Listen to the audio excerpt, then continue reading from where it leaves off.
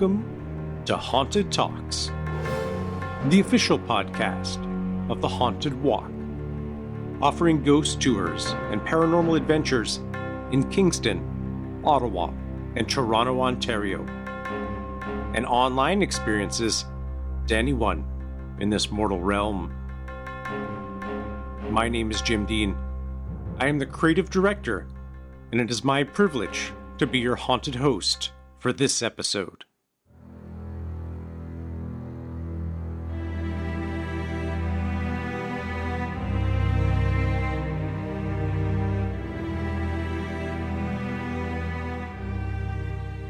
A few weeks ago, we had the pleasure of interviewing Chris Krawczyk, the passionate owner of Little Ghost Books, a spine-chilling bookstore nestled in the heart of Toronto.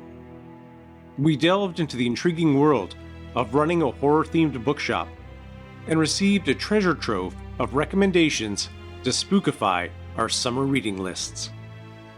Topping the list was A Darkness Absolute, a captivating collection of short and scary stories crafted by the talented Canadian author Marceau. And today, my friends, we have a special treat in store for you. Caitlin joins us to give a special reading of the story that inspired the collection's haunting title. Once the echoes of Caitlin's chilling words settle, we'll be joined by Chris and Caitlin for a conversation that explores the essence of her story, the macabre allure of the entire collection, and the profound experience of being a writer in the world of horror. But before we get to that,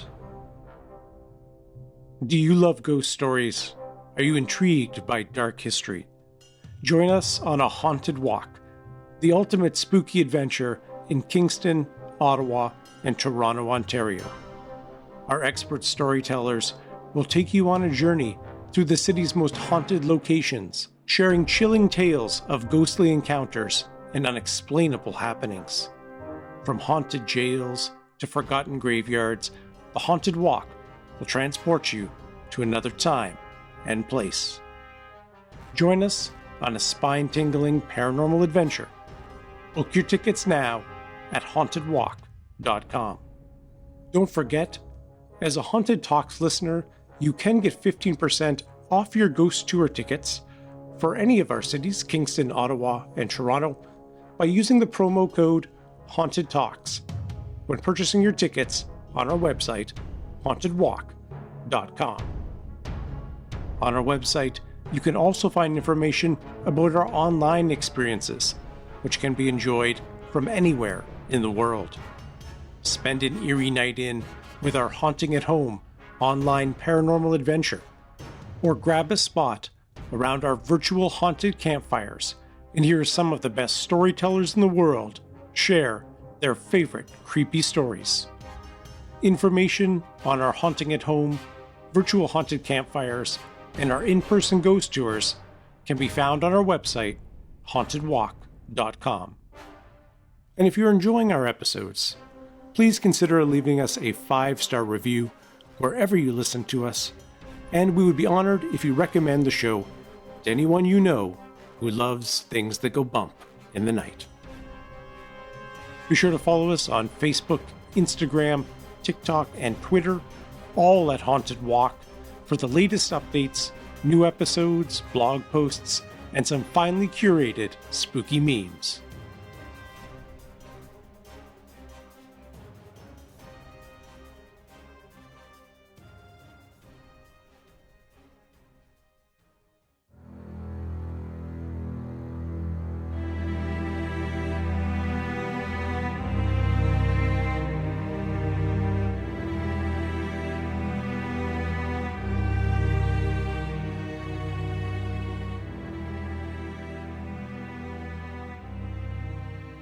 A blackness absolute.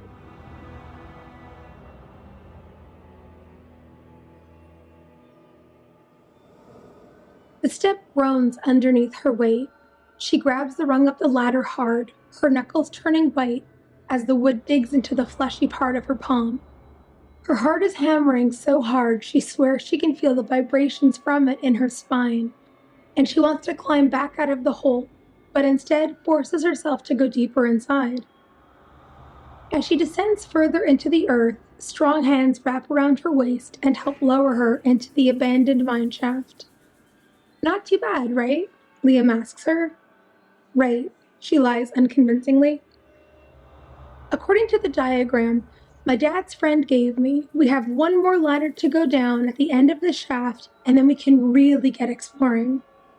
She feels the familiar tempo of panic thumping against her spine, so she nods, keeping silent, wondering if her sudden migraine is from the panic of being underground or from the headlamp squeezing her head tight. The light only illuminates the tunnel a few feet ahead of her, the darkness swallowing it up the further away the beam shines. Zoe follows her boyfriend towards the wall of black that threatens to devour them both, but never does.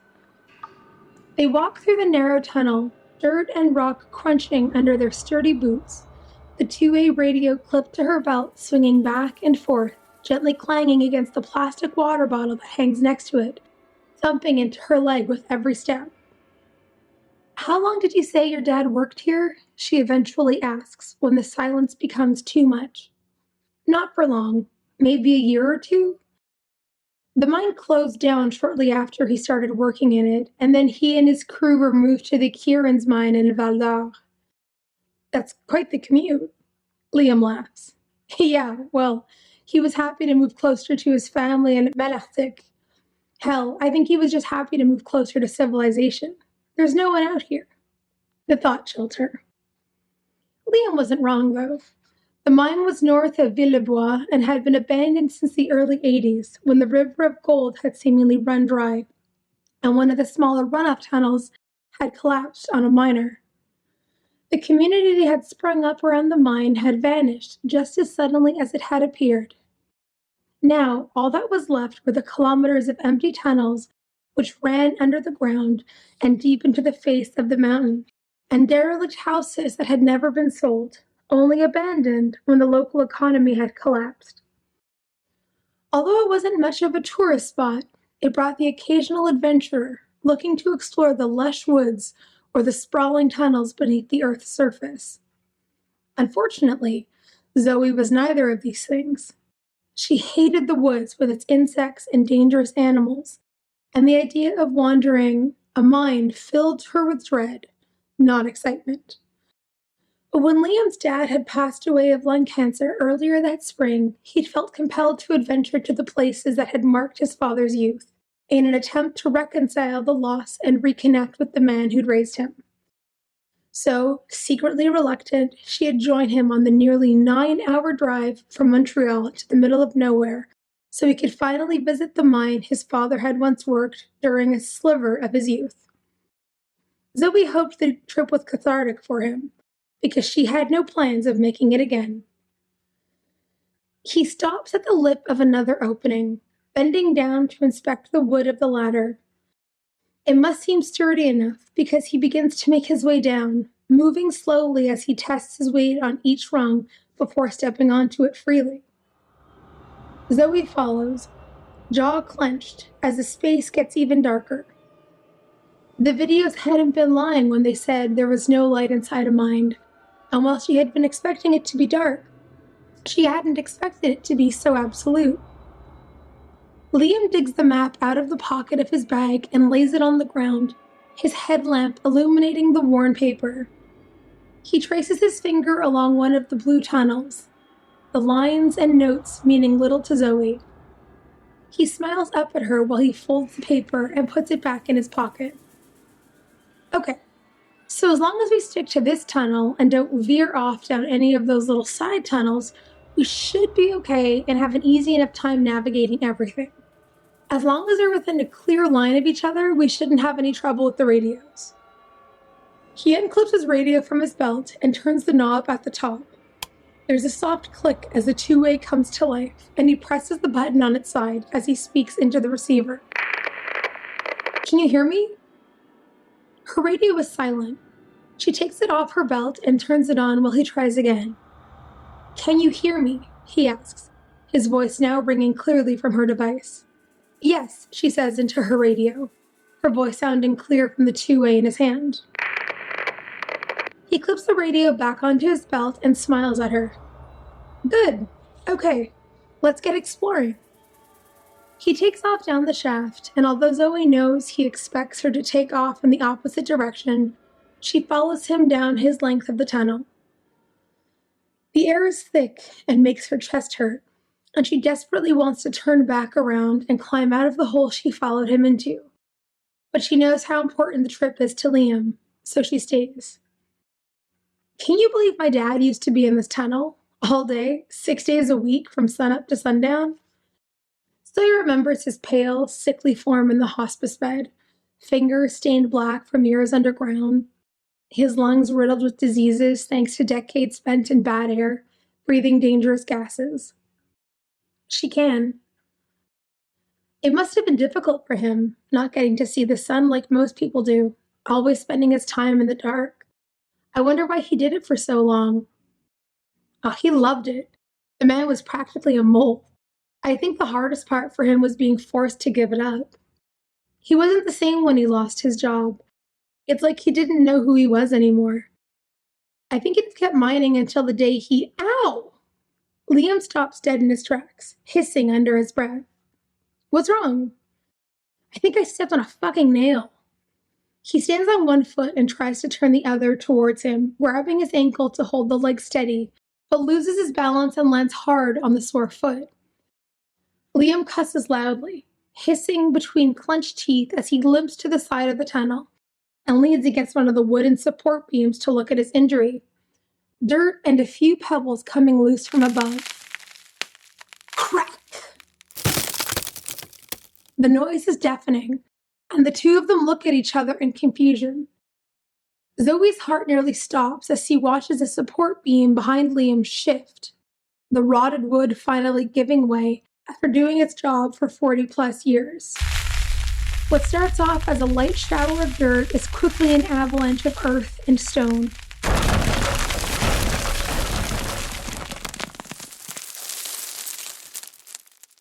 Zoe screams, turning on her heel and trying to run from the onslaught of ground raining down on them. The headlamp is no match for the cascade of land as it falls heavily around her and blackens out all light in the cramped space. She moves as fast as her legs will carry her, but it's not fast enough. The wind is knocked out of her as rocks pummel her body and heavy earth bruises her deep beneath it. The shaft bathed in noise so loud it feels like thunder. And just as suddenly as it began, the tunnel is silent. Zoe coughs, expelling dirt from her lungs. The bitter taste of it coats the inside of her mouth and makes her eyes sting. Her chest hurts, lungs tight, and she moves her hand through pebbles and rock shards. Her skin is bruised and cut, and it's only as she's pulling herself free from the heat does she realize she's crying hysterically. The headlamp is thankfully unbroken, and while the tunnel is caved in behind her, it's still mostly intact up ahead. Although the ceiling of the tunnel seems to have sagged a good 4 feet, crawling room only, there's still a hope of escape. Her panic quickly gives into relief, which turns to panic once more when she realizes Liam and the exit are behind her. "Liam?" she calls, voice muffled and throat sore. She unclips the water bottle from her belt and lets out a small sob when she realizes it's been cracked. The water is mostly drained from the bottle, trails of wet sprawling over the stone around her, but there's just enough for her to rinse her mouth of the dust. "Liam!" she screams louder now. Silence. She sits on the ground and breathes slowly, trying to prevent the rising hysterics. The air is thick and heavy, and she can taste it even with her mouth closed. The rock dust coats the inside of her nose and the back of her throat and covers her skin and hair in a sheet of gray.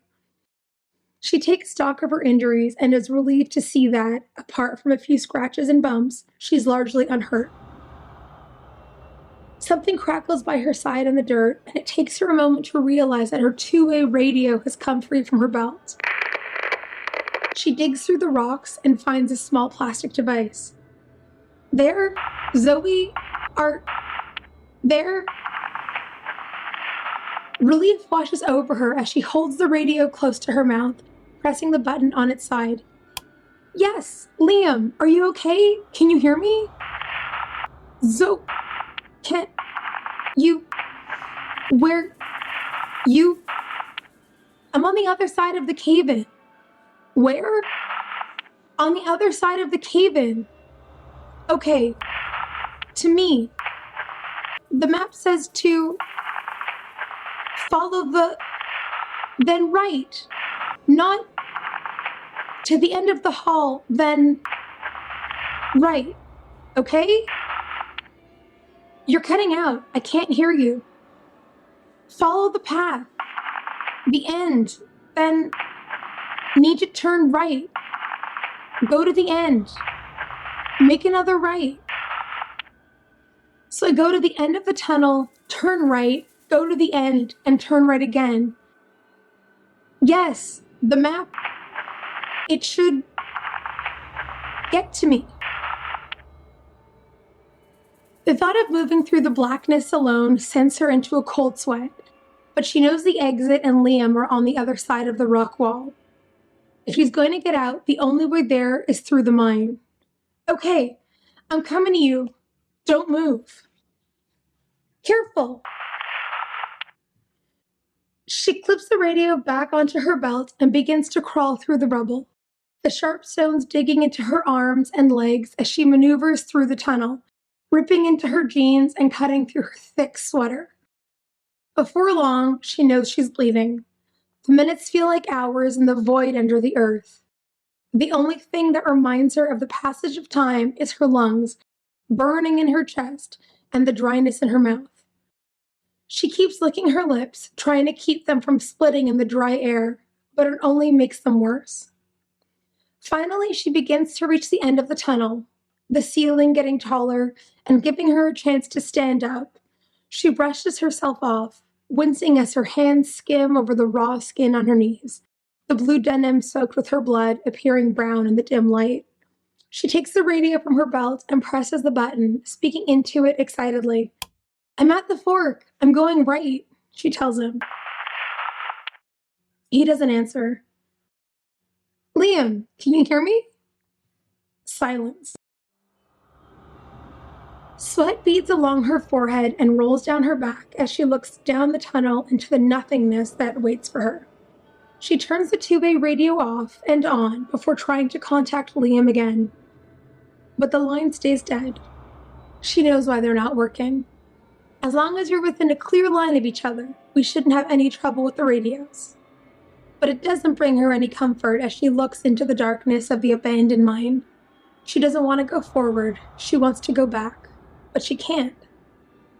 She slowly makes her way through the new tunnel, stumbling over the uneven ground. It seems that unlike the main passage, the runoff tunnels were either made hastily or more severely impacted by the passage of time. The ground is littered with jagged stones and large rocks, and dust makes the air thick like sea foam. Zoe feels like she's breathing through a burlap sack, and her chest is tired from the effort of it. She moves further into the tunnel, wondering how far she is from the end when her headlight goes out. She freezes in her tracks and fumbles with the light, turning it off and then back on. It's weak and flickers. She knows it's only a matter of time before it goes off completely and she's alone in the dark. Her eyes burn and her legs want to buckle, but she tries to breathe slow and think rationally. She walks across the narrow tunnel until the tip of her right hand is brushing against the tunnel wall. She needs to turn right, which she should be able to feel in the stone. She turns the headlamp off and keeps moving along the dark hall, breathing slow and steady. When she feels the wall turn inwards, she turns the light on to make sure it's the final turn, but it's a side channel, turning off of the main one. She keeps going straight and shuts the light off again, the sound of her breathing echoing around her. As she moves through the mine shaft, she slowly begins to make out specks of silver and gold shimmering along the wall. She realizes at the start it's because there's a soft light at the end of the tunnel. A man stands at the end, his headlights stretching out ahead of him. Liam! She practically sobs, feet moving even faster along the rocks. He turns and makes his way down the tunnel, moving nimbly over the stone and uneven pathway. She's tempted to shout for him to slow down, but she's as desperate as he is to leave the mine.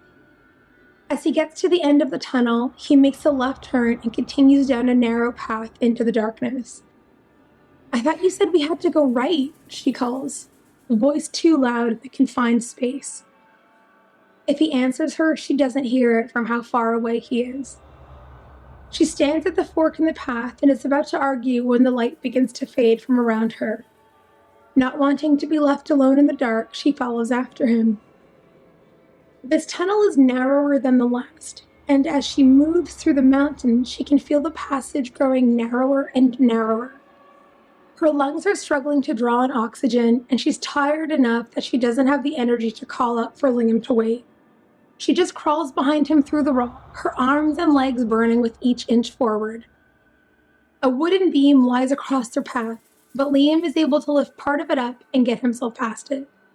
As Zoe approaches, she realizes the space is too small to fit her and the beam too heavy for her to lift. Liam, wait! He doesn't answer. She tries to squeeze herself under the beam, but the radio on her belt stops her. She unclips it and holds it in her right hand and tries again. She gets both arms through, then her head, then her chest. Then she sucks her stomach in as far as it will go, and she pulls herself with her arms under the beam, propelling herself forward with her legs. The pressure on her chest is almost unbearable, but she keeps pushing forward anyway, trying to get beneath the beam to freedom. She gets about halfway into the space, but can't fit her hips past the beam. Panic rises in the back of her throat, and she pushes herself backwards with her hands, trying to move back into the main tunnel. But she doesn't budge. It's hard to breathe as she's sandwiched between the rock and the beam, and she thrashes in terror as she realizes she's stuck. Liam, help me, she wheezes into the darkness. All traces of Liam and his light gone. She squeezes the button of her two-way radio. Come back, please. What? Liam says, voice choppy and static-laden. I need you to come back. I'm stuck, Zoe whispers, dizzy from the effort and lack of air. I haven't left. Tunnel. What are you talking about? You were here. You were with me. No, not. I'm stuck. The beam. On my leg. I can't move. Can't breathe. Please, help. Need help. She drops the radio and turns on her headlamp, vision blurring at the edges as her pulse hammers in her ears, her lungs on fire as they struggle to get oxygen. The tunnel ahead of her is caved in and impossible to navigate, the air thick with dust and rot. A wall of stone blocks the way forward, a crushed headlamp at its base. Help! Zoe, please, I can't move. Where? You? Liam's voice calls through the radio, voice sounding far away. The light flickers once more before going out.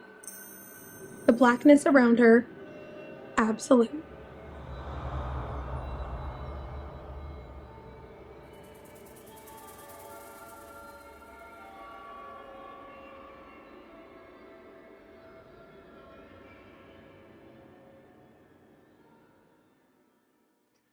Caitlin Marceau, thank you so much, I think, for sharing that story with us and joining us on Haunted Talks. It's a pleasure to have you with us today. Thank you so much for having me. I'm so excited to be here. Also joining us around our Haunted Roundtable is Chris Krawczyk, who you'll remember from episode 153, who is the owner of Little Ghost Books in Toronto. Chris, welcome back. Great to see you again. Hello. Caitlin, I think before we talk about that story, which I definitely would like to talk about, partly to release my own fears and anxieties that came up while listening to it. I wonder if you could share with us a little bit about your own backstory of how you became or ended up being a horror writer. I have like the most like villain story arc in this genre. I feel like everyone starts off at being like, I've loved horror since I was still in the womb. And I'm just like, I thought horror was the worst. And I was a scaredy cat. Everything like growing up frightened me. I had really bad nightmares and night terrors. I was a sleepwalking kid. I was awful. Like I used to love the show like Lunette the Clown. Like we had that here in Montreal. I'm sure it was like a Canada thing. I remember one day I had like a terrible nightmare where like Lunette's arms just kept getting longer and longer, and like Molly was trying to kill me. And I was like, can never watch this children's show again as a kid. So like I just wanted nothing to do with horror ever at all. It was just like not for me. And I just remember being in high school watching like fear.com with a bunch of my friends, old enough to know that this movie was fake and like a movie, being like, oh my God, the internet's gonna kill me, like panicking. And that's kind of when I decided that like I was pretty done with being like a chicken about this kind of stuff. Like I needed to course correct and get into horror. Because I was also a massive disappointment to my parents who were like horror fans. Like this was unthinkable to them. So I sort of like binged watched everything. I watched as much horror as I could. It was like a Clockwork Orange with like horror flicks. Like that's sort of what I did to myself. And I overcorrected. I like learned to love it. And like it's all I wanted to do, like 24/7. So then I kind of just got into it in a very strange way. I studied at university to just do kind of like can lit and women's lit and didn't do any of that, did horror instead. And here we are. And do you have one of those stories where it's kind of like you knew you were going to be a writer from a very young age and it was just a matter of finding your genre, or was this kind of an unexpected place to end up? Kind of both of those, honestly. So my grandfather, like I love him, wonderful man. He always loved reading. So he'd always like instilled that love in me from a really young age. And one of the things he used to do when I was a kid, which I like still love, and I kind of wish he still did it, was like he'd ask me what I wanted to order in a story. So I'd be like, oh, I need like 17 dragons, because obviously, and like a lady knight and a mouse. And he'd like weave together a story. Like he would just tell me this grand adventure. And like looking back, there were a ton of plot holes. I can't believe I let that slide as a child, but like it was really fun. And I think just like growing up, I knew that I wanted to be able to make those stories for him and for other people and kind of share that love of like story crafting. So I knew I wanted to be a writer in that sense. But like I hadn't been like 100% sold on it until I realized that like I wanted to do too many things to be anything else but a writer. Like I wanted to be like a veterinarian, and I wanted to be a nurse, and I wanted to be a doctor, and I wanted to be like an astrophysicist, and I also wanted to fight zombies. Like there's just like no career trajectory that I had that didn't kind of lead me back to like, well, if you write, you can do all of these jobs. So like it's kind of like where I ended up just kind of naturally gravitating towards. And by the time I was like done elementary school, I had convinced myself that like, ah, yes, I'm an author. I'm going to do this forever now. All right, we gotta get into this story, I think, which is A Blackness Absolute from your collection of short horror stories, which has the same title. It's a great line, it's a great turn of phrase, and I was curious how it was going to be used. A major theme in the story is claustrophobia, which is one of my most primal fears. And my heart was just pounding as you were reading it because I could see where this probably was going and just screaming out in my head, no, no, no, no. But it's such a thrilling adventure. Do you use your own internal fears or personal experiences to generate story ideas, kind of asking yourself, what would be scary to me, or things that you've experienced in your own life that have kind of given you those heart pounding moments? Where do the ideas for these intriguing stories come from? It all depends on like the story. I kind of am like a mixed bag approach when I write stuff. Definitely, there are certain things that are based off of my own fears. Like I'm an asthmatic. I have a ton of lung conditions, and so just like from a really early age of like having asthma attacks, like being in and out of the hospital with like pneumonia and bronchitis, like I've always just had a really horrible fear of just like suffocating to death. There's nothing more scary than like turning on the news or like like watching some sort of horrifying real life tale where they're like, ah, yes. And then they had an asthma attack and they died. So I'm just like so scared of that. So like, of course, a ton of my stuff involves people just like suffocating to death. And it's just like the only way I'm kind of able to get that anxiety out. I'm 100% sure this was going to get me in the end. So it's just an absolute soul crushing fear of mine. Let's laugh at the pain. But like, yeah, it's definitely like my own anxieties. Sometimes it'll just be like an idea I have where I'm like, what would happen if I took this to the most horrible extreme or conclusion? What would happen if this mom loved her kid so much, but also wanted to eat them? Like, where would that take us? So like, I just kind of try to like think of things that specifically things in our everyday life, like things that we are all familiar with. So like kind of feeling gaslit, being either suffocated literally or metaphorically, family, friends, everyday locations that we consider safe, and asking myself, how can I make these places that we love unsafe?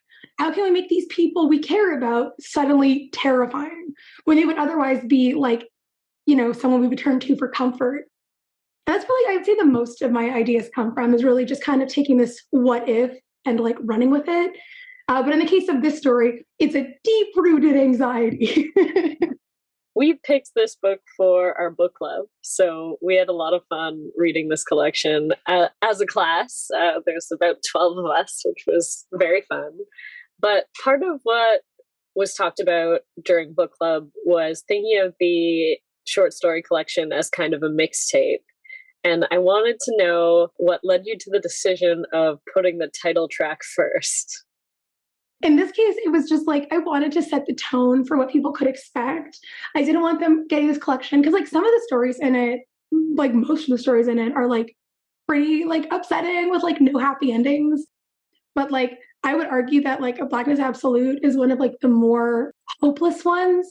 Like I feel like it just starts off just like awful. Like it's bad from beginning to end. It like doesn't let up in like my opinion. And I kind of wanted readers to have that feeling going into it that like it wasn't getting better. This collection like was not going to have any happy endings. There really wasn't any particular story that they could feel safe reading. And so I just sort of wanted to set them all up for failure pretty early on in this case. I did, though, in all fairness, consider waiting until like the very end. I don't know. It just has such like a good beginning vibe to me. Like it really sets the tone. Leaves you that feeling of like, oh no, what's coming next then? And one of the things I really loved about the collection is that they are short stories. And my feelings reading them were very similar to growing up and reading scary stories to tell in the dark or, ghost story collections, those kinds of things. Literature where I think a lot of us develop our love of horror at a fairly young age. As a writer, what do you see as the strengths or opportunities that short stories provide compared to, say, a novella or a novel? I think they give you a lot of room to try new things. With like a novella or with a novel, even like a novelette, right? Which isn't, when you think about it in comparison to a novel, like 10,000 words isn't really that long. I find with any of these other mediums, you kind of have to really commit to what you're doing. You can't get tired after like 2,000 words and be like, we're done, whereas short stories, realistically, they're ending a lot sooner than anything else. As a writer, I think everybody writes stuff that they don't love, right? Like, I think that's just like an inevitability of just crafting short fiction or fiction in general. With a short story, if you write a really short story and you hate it, going back to make it something you love and you can look back on with pride is a lot easier than taking like 500 pages of things you dislike and making it better, and that's one of the things that like I really do enjoy about short stories is that like I know that like if I'm not feeling the story, that like if I stick it up just a little bit longer, I can make it something I love. I also love trying like new things. I get really bored so quickly all the time, painfully fast. Oh my God. And with short stories, they give me that opportunity to like constantly try new worlds, new characters, new ways of like conceptualizing fears. I just love the variety of them. Like There's also like for myself personally, like a little challenge and like how fast can I make you love this character and then wreck both of your days, you know? Like I really love trying to craft in like 4,000 words these characters that like you would die for, but you're kind of stuck watching die in a slow motion car accident. Like you know what's happening. You don't want to see it get to the ending, but you also absolutely need to see it get to that ending. That's kind of the allure of short stories for me personally. I really like Chris's analogy of, like a mixtape. I think that's such a great way to think about it because you can have a okay mixtape, but then if you want a really great one, there's a certain flow, there's tempo, there's, themes and that's the exact same thing you seem to be doing here. And like all great horror, in your stories, there are some moments that are absolutely shocking. And you hit those and you're like, oh man, how does your internal editor work through those? And do you ever, the question I think I would ask myself, and sometimes I do when running our ghost stories is, am I going too far here? How do you kind of weigh that question as you're working on a story? Oh man, I don't know if I have a good answer to this because like I don't think I do rein it in. So I unintentionally make like a lot of facial expressions like without realizing it. And so like when I'm writing something, I kind of use like my unintentional facial expressions to guide whether the story is like working or whether I need to like tone it back. I never feel like I need to tone it back. Like yesterday I was editing a novella that I have coming out like later this year. And I remember distinctly like getting to this line where this woman was saying how like, ah yes, she loved how like the smell of burning flesh made her coffee taste better. Like it really brought out that deep roast flavor. I remember like going through that line and be like, oh, should I change that? That is awful. I was like drinking coffee at the same time. And I was like, ooh, leave it in. Like, we're doing it. I think any internal editor I have that tells me to like rein it back, they left. They like quit their job and they exited the building. Gone now. The author's gone rogue. Like that's where we're at. We're fortunate to have a lot of creative listeners out there, some of them who've written books themselves or really interested in the craft. Thinking about those folks out there, or maybe someone who wants to get started writing, what are the necessary ingredients to make a good, scary story? I don't know if there are like specific ingredients. I'm a huge advocate for people getting into writing, like no matter where they are in their life, like no matter what stage of their life they're in, no matter how like how early on they are in their career. I'm like, you're an author from the get-go, you know? So like I think the only things that they really need is that time to themselves, because it's really hard to write when you are in the service of other people. You can't be there for yourself and your own creativity if you're expending your energy on everyone around you. I try to encourage people to have time, even if it's like 5 minutes with your coffee in the morning, or like, if you're working like a day job and you have like a 15-minute break, or honestly, if you're in the bathroom on your phone, open that notes app. You got those 3 minutes to type, find that time. And then just like the desire to make something, right? Like, I don't think we have to have these like grandiose ideas about writing. Like, I'm going to change the face of Canadian literature forever, or like, I'm going to be the best horror writer the world has ever seen.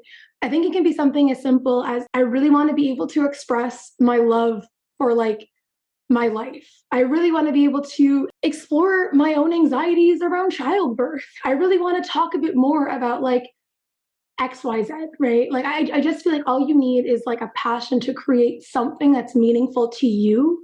And when I say meaningful, I don't mean deep. Like, it can be absolutely ridiculous, batshit nuts. It can be not serious. It can be about a roller skating spider named Jean-Claude. Like, live your best life, and just like that time to do it. Those are really the only ingredients I think you need.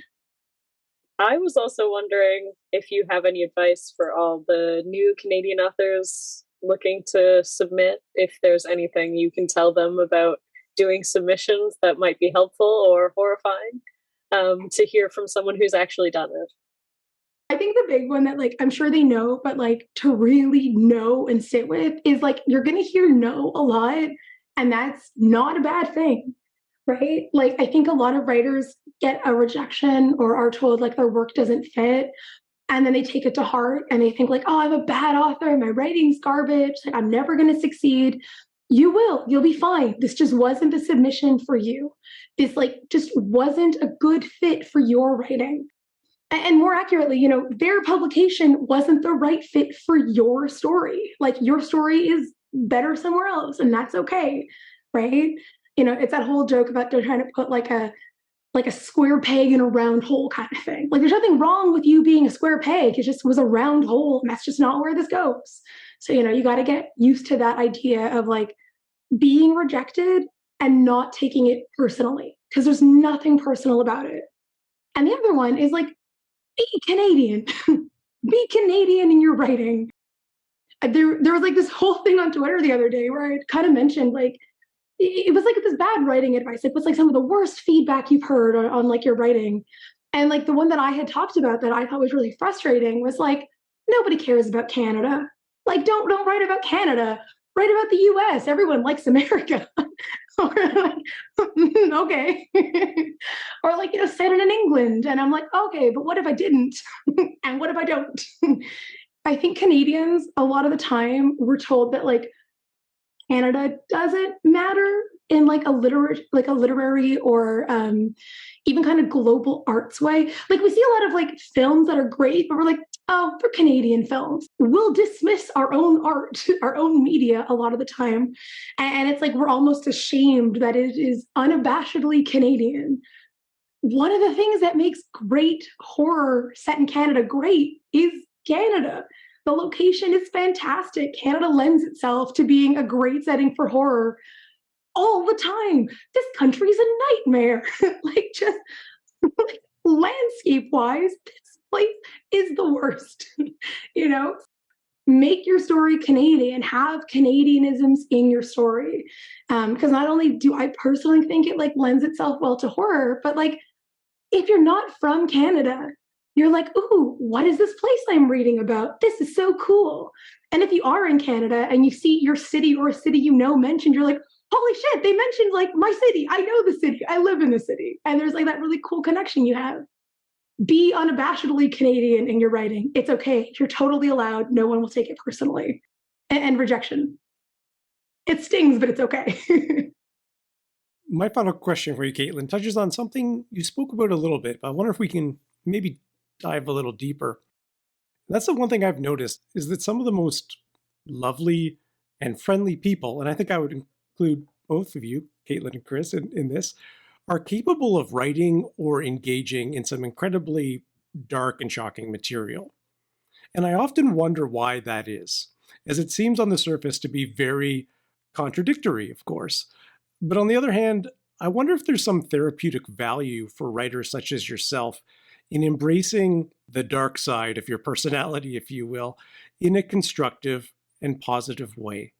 So I'm wondering what you kind of think about that. And obviously, you're writing for us, your readers, of course, but are you also writing for yourself? And is there a therapeutic value to doing that? Oh, I'm going to sound like a dick now. I'm so sorry. I don't write for my readers. I know that's horrible to say. I know a lot of people do, and that's what they keep in mind. But like, writing for me has always, first and foremost, been for me. As weird and as awful as it is to say out loud, I'm very aware of people reading my work now, and I obviously want to put out work that like they enjoy and that like makes them, well, I don't want to say happy because I don't think it is a lot of times very happy, but like I do want to put out work that like that resonates with them. For me personally, yeah, horrors and writing in general has always really been a way for me to like express myself and kind of put my insecurities, put my anxieties kind of out and explore those things. For myself, I don't know if I should put like a little like content warning on this or not. Content warning, like trauma, assault. But like I kind of talked about this in a nonfiction piece I wrote for Hear a Scream Volume 2 called Being Haunted. Like I said, I wasn't really into horror much kind of growing up. That really wasn't for me. I was really into science fiction and fantasy and like urban fantasy, like that kind of stuff. Like, like happier, happier material. And it was actually while I was like younger, I ended up getting assaulted by an ex-boyfriend. And it's just like everywhere I looked, he was. And the piece really talks about how like I felt like I was being haunted. Like I had a ghost that I couldn't shake. He was everywhere I went. Nowhere downtown was safe. Even if he wasn't there, I felt like he was there. And I think like for myself, anyways, that trauma is like one of the things that kind of pushed me to horror, to kind of looking at this idea of like haunting and ghosts and being like, oh my God, the trauma that I'm experiencing and like this feeling of him being everywhere I am, even when he's not. I know of stories like this. It's a ghost. It's a spook. We figured it out. And I think for myself, anyways, I kind of turned like that trauma and those sort of like difficult feelings into like horror and being able to sort of channel that frustration and that explicable thing into something creative and better. I think with myself currently, like I feel like I'm past that point in my life where I'm trying to like unpack that trauma and sort of move past it. I do feel like it's behind me, thankfully. Like I'm at a good point in my life. I still definitely like consider myself a happy-go-lucky, well-balanced person because I spend most of my time not being that on paper. Like I am not well adjusted on a computer, but then I am in real life. And I do think there is something to like be said of that. There's this really funny thing. People see metalheads as like, you hear metal music and it's angry and it's death metal and it's like screaming and it's rage. And they're the nicest people I know. Metalheads collectively that I have met in person are like the sweetest, most gentlest, wonderful humans I've ever met. And I always joke with them that like, I write horror so I can be a nicer person, and they listen to like death metal so that they can be nicer people. So like, yeah, I definitely think there is something to unpacking that rage and trauma, those difficult feelings on paper. It's so funny that you said the comment about metalheads because I literally had that conversation this weekend where I was like, yeah, I got pushed over at a John Mayer concert, but we went to see Guar and everyone just like lifted me up. It was so nice because I was so short and I couldn't see. Yeah, everyone's in there screaming to the song, I hate this place. And then we all left and everyone's like, oh, you're covered in blood. Oh, you look nice. Did you have fun? Oh. So mostly, I just want to say that meeting authors at Little Ghosts has been exactly that. It's like a revolving door of just the nicest people who have fucked up my shit. I'm like, hey, oh wow, really nice to meet you. You made me vomit in my mouth. Amazing. We have been discussing Caitlin Marceau's collection of short stories, A Blackness Absolute, which of course we encourage you to pick up at Little Ghost Books in Toronto or online through their website as well. Caitlin, what are you working on next? I mean, I recommend this book to everyone. I mean, if you enjoyed that first story, you need to read the whole collection. But what are you working on next? What can our listeners look forward to in, say, the next 6 months to a year? Ooh, I have a lot coming out. It got really weird. It got really crazy. I have one novella and 2 novels out this year. My novella, I'm Having Regrets, is out at the end of July. My debut novel, It Wasn't Supposed to Go Like This, is out in September from Darklit Press. And then my other novel, But a Dream, it's like a horror retelling of Shakespeare's A Midsummer Night's Dream, is out in December from Hera Screen Press. And you actually guys are the first ones to hear that I have signed a deal with Encyclopocalypse, which I'm really excited about. And I'm going to be writing a book called It Screams from the North. And the whole thing is essentially looking at the history of Canadian horror. So I'm really jazzed about that. Ooh, we're going to have you back on to talk about that for sure. I am so excited to be writing this book. I can't even express it. And where's the best place for our listeners to follow you and your work? What are your socials? So I am on everything, which is the username Caitlin Marceau. I'm pretty simple on that one. If you want to see a website that hasn't been updated in a decade, you can check out caitlinmarceau.ca. I promise I'll update it maybe one day. Otherwise, you can stalk me in person, assuming you can find my corporeal form somewhere here in Quebec. Excellent. And Chris Krawczyk, thank you for joining us today. Some great questions. This weekend was the big kind of anniversary celebration for you there. How did that go? What's going on with Little Ghost Books these days? It was really fun. I can't believe it's been a year. What happened? Our debut anthology as a publisher came out this weekend. So that has 15 authors on it. It's called What Draws Us Near, a collection of sort of the allures of the forbidden. Many characters get drawn in very quickly to shit they shouldn't be involved in, and it goes badly for everyone. It's perfect, and I love it. It's our second published book, and we're gonna do more. So stay tuned for June when we tell you what that is. That's awesome. You're both so busy. I feel almost ashamed. I'm going to work harder. Can you remind us of the website and socials for Little Ghosts? It is Little Ghost Books on Instagram. It is littleghostbooks.com on the internet. It is Little Ghost Boo on Twitter because books didn't fit, but that's okay. It's still cute. Absolutely. Well, thank you again both so much for joining us. This has been a lot of fun, and we look forward to catching up with you both, hopefully in the near future. Thanks so much for having us on. Yeah, thank you so much, Jim. It's always a treat to be on.